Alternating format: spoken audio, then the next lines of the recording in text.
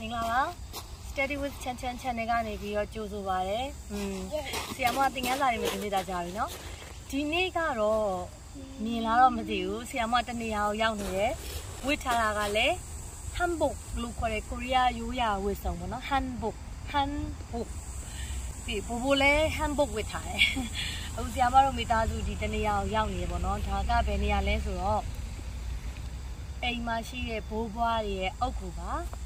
ဘာဖြစ်လို့လဲဆိုတော့အခုကိုရီးယားကပွဲတော်ရက်ဖြစ်ပါတယ်။ဘာပွဲတော်လဲဆိုတော့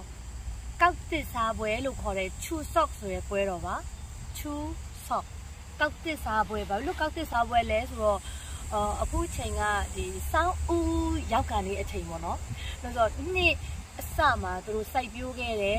ကောက်ပဲသီးနှံတွေအသီးအနှံတွေအားလုံးကိုသူတို့ဒီအချိန်မှာခူးပြီးတော့ရိတ်သိမ်းပြီးတော့အဲ့ဒီပစ္စည်းတွေကိုအသုံးပြုပြီးတော့သူတို့စားတဲ့တောက်တဲ့ပွဲကိုလုပ်တာပေါ့နော်ဒီချူဆော့ဆိုတဲ့ပွဲကိုဟန်ဂါဝီလို့လည်းခေါ်တယ်ပြီးတော့သူ့ကိုခေါ်တဲ့စကားလုံးတွေတော့အများကြီးပဲဂါဝီနန်ဟန်ဂါဝီနန်ဂျုံချူဂျော်ချူဆူဂျော်ဖာရိုဒေဘိုရုံဂါဦးဂျော်အဲ့ဒီလိုခေါ်ကြတယ်ပေါ့နော်ဒီထဲမှာဖာရိုဒေဘိုရုံဆိုရင်ဖာဆိုတာရှစ်ဝေါ်ဆိုတာလာအဲ့တော့ရှစ်လာဒေဘိုရုံဆိုတာကလာပြည့်ကိုပြောတာလာပြည့်အတွက်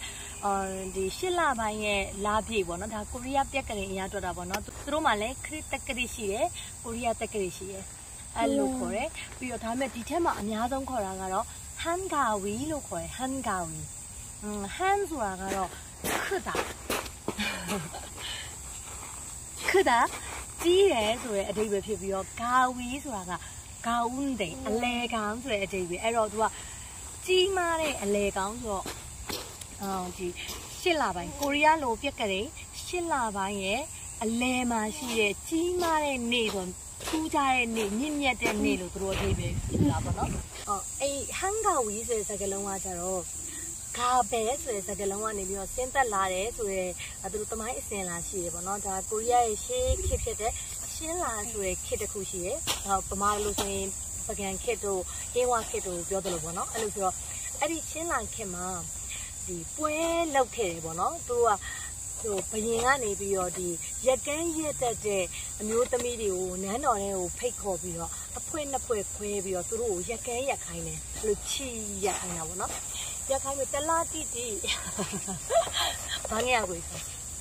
တလားတိတိအဲ့လိုရက်ကန်းရက်ပြီးသွားလို့ရှိရင်တလားတိတဲ့ခါမှာကြည်လိုက်တော့အဲ့ဒီရက်ထားတဲ့ဟာပို့ပြီးများတဲ့အဖွဲကနိုင်တာပေါ့နော်အဲ့လိုနိုင်တဲ့ခါကြလို့ရှိရင်ရှုံးတဲ့အဖွဲကနိုင်တဲ့အဖွဲအတွက်အစားအသောက်တွေချက်ပြုတ်ရတယ်အသီးအနှံတွေပြင်ဆင်ရတယ်ပြီးတော့တချင်းဆိုပြီးတော့ကခုံပြီးတော့သူတို့ကိုဖြောပြပြင်ဆက်ရတယ်ပေါ့နော်အဲ့လိုနိုင်တဲ့အဖွဲကိုရှုံးတဲ့အဖွဲကနေပြီးတော့ဂါဘဲဆိုပြီးပြောတဲ့အလေးထားရှိရဲပေါ့နော်အဲ့ဂါဘဲဆိုတာကနေဂါဘဲကနေဂါဝီဆိုပြီးတော့ပြောင်းပြီးတော့အခုကျတော့ဟန်ဂါဝီလို့ခေါ်တာပေါ့နော်အဲ့ဒီကနေပြီးတော့အဲ့လိုဒီအချိန်လောက်မှာအဲ့လိုပွဲစော့ပြီးတော့အဲ့လိုစားကြတောက်ကြကကြခုံကြလုံးတဲ့ပွဲကအခုထိဖြည်းဖြည်းချင်းနဲ့ချူဆော့ဆိုတဲ့ပွဲတော့ဆင်းသက်လာတယ်လို့သူတို့ယူဆကြတယ်ပေါ့နော်တခြားယူဆတွေလည်းရှိပေမဲ့ဒီအယူဆကပို့ပြီးတော့များတောင်းတယ်ပေါ့နော်အဓိကကိုရီးယားနိုင်ငံရဲ့အခုချူဆော့ဆိုလို့ရှိရင်နှိုင်းရှင်ရမယ်ဆိုရင်မြန်မာပြည်မှာလို့ဆိုရင်တော့တတိကျပိတ်ရက်လိုမျိုးပဲကိုရီးယားမှာချူဆော့ဆိုလို့ရှိရင်လူတွေဘာမှမလုပ်ကြဘူးကိုယ့်ရဲ့မိသားစုတွေစီကိုပြန်တယ်ကိုယ့်ရဲ့မွေးရမြေကိုပြန်တယ်ကိုယ့်မိသားစုတွေနဲ့အတူတူနေကြတယ်ပြီးတော့ကိုယ့်မိသားစုတွေနဲ့အတူတူအိမ်မှာစားကြတောက်ကြတယ်ချက်ကြပြုတ်ကြအခုဆရာမတို့လာသလိုကိုယ့်အိမ်ကလူကြီးတွေပေါ့နော်ဒီဘိုးဘွားတွေရဲ့အုတ်ကူကိုလာပြီးတော့ပန်းတင်တာရိတ်တာပြီးတော့သူတို့အစားအသောက်နဲ့တင်ဆက်တာပတာတာအဲ့ဒါမျိုးလုပ်တယ်ပေါ့နော်အဲ့ဒီချူဆော့ပွဲတော်မှာအများဆုံးစားတဲ့အစားအသောက်ဥမာတကြံဆိုလို့ရှိရင်မုံလုံးရေပေါ်ရှိတယ်ကိုရီးယားမှာချူဆော့ဆိုလို့ရှိရင်ဆုံဖြောင်းဆိုတဲ့ထုံးမုံလိုမုံတစ်မျိုးပဲမုံလုံးရေပေါ်လိုပဲသူတောက်ဆိုတာကဆန်မုံပေါ့နော်ဆန်နဲ့လုပ်တဲ့ဆန်မုံအဲ့လိုဆုံဖြောင်းဆိုတဲ့မုံကိုသူတို့မဖြစ်မနေလုပ်စားကြတယ်ဆုံဖြောင်းရဲ့ပုံသဏ္ဍာန်ကဘာလဲဆိုတော့ဘန်ဒိုင်ဆိုတဲ့လာချမ်းလေးရဲ့ပုံလာချမ်းလေးကိုသူတို့အဲ့လိုမျိုးကိုစားပြုရပေါ့နော်ဒီဆုံဖြောင်းဆိုတာကတရုတ်စာကနေဆင်းသက်လာတဲ့စကားလုံးဒါပေမဲ့ကိုရီးယားလိုဒီဆုံဖြောင်းဆိုတဲ့ဟာကိုကိုရီးယားလိုသုံးမယ်ဆိုရင် soy stock လို့သုံးရတယ်soy stock ကအဓိပ္ပာယ်ရှိတယ်ဘာဖြစ်လို့လဲဆိုတော့ soy 소소라틴슈빈ကိုပြောတာ떡ဆိုတာတော့အဲ့ထိုးမုံကိုပြောတာဆန်မုံပေါ့နော်အဲ့ဒါထင်းရှူးဆန်မုံဘာလို့လဲဆိုတော့ဒီဆုံးဖြောင်းဆိုတဲ့မုံကိုလုပ်တဲ့အခါမှာတို့တွေဆိုလို့ရှိရင်ငပြောဖတ်ကိုသုံးတယ်လေငပြောဖတ်ကလေးခင်းပြီးတော့ငပြောဖတ်ပေါ်မှာတင်ပြီးတော့အဲ့လိုလုပ်တယ်အခုသူတို့ကကြတော့ပေါင်းအိုးတွေကိုမထည့်ခင်အောက်မှာထင်းရှူးရွက်ကလေးတွေကိုခင်းပြီးတော့စီပြီးတော့မှအဲ့မုံလေးတွေကိုထည့်ပြီးတော့မှသူတို့ကပေါင်းတာပေါ့နော်အဲ့အတွက်ကြောင့်မလို့သူ့ကို soul top ထင်းရှူးမုံလို့လည်းသူတို့ကခေါ်တယ်ပေါ့နော်အဲ့ဒါကြောင့်ဒီ soul top ဆိုတဲ့ဆုံးဖြောင်းကိုများတော့အဖြစ်မဟုတ်ဒီချူဆော့ပွဲဆိုလို့ရှိရင်မဖြစ်မနေစားကြတယ်လောက်ကြကိုကိုရိုင်းလည်းအိမ်မှာလုပ်ပြီးတော့စားရတယ်ပေါ့နော်ဒါနဲ့ပတ်သက်တဲ့ဆိုရိုးစကားရှိရဲ့ဒီလာချမ်းလေးပုံစံရှိတဲ့ဆုံးဖြောင်းကို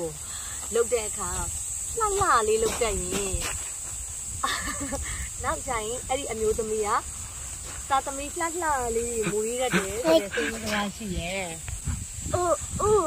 ဒီဆုံးဖြောင်းဆိုရင်မုံကိုလှလေးလုပ်လေသာသမီချောလှလေးမူရလေးပဲဆိုတဲ့ဆိုရိုးစကားရှိရဲ့ဒါဆိုရင်ဒီချူဆော့မှာ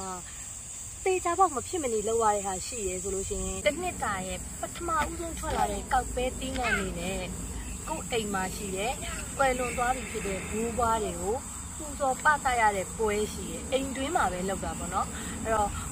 ဒီပထမဦးဆုံးထွက်တဲ့အတီးနှံတွေကောက်ပဲတီးနှံတွေနဲ့ချက်ပြုတ်ပြီးတော့အိမ်မှာမြန်မာလူဆိုလို့ရှိရင်တော့ရက်လေစွန်းပေါ့နော်အဲ့လိုဒီ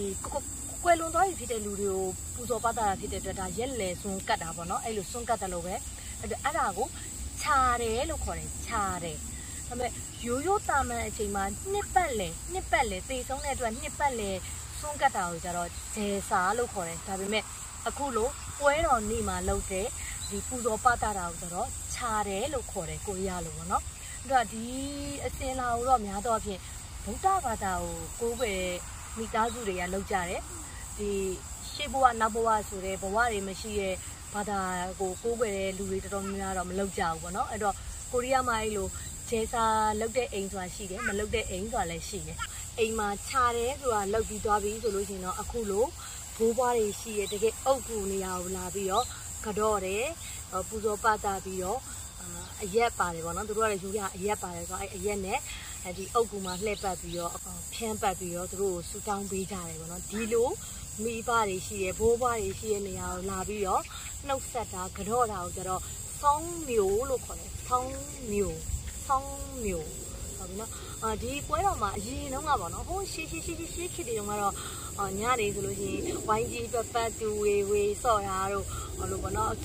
ရှေးရိုးရကစားနေဆော့တာတွေအများကြီးရှိတယ်ဒါပေမဲ့အခုမှတော့အဲ့လိုတွေမလုပ်ကြတော့ဘူးပေါ့နော်အခုခေတ်ကဘာလို့ဒီတိုးတက်လာပြီးဖြစ်တဲ့အတွက်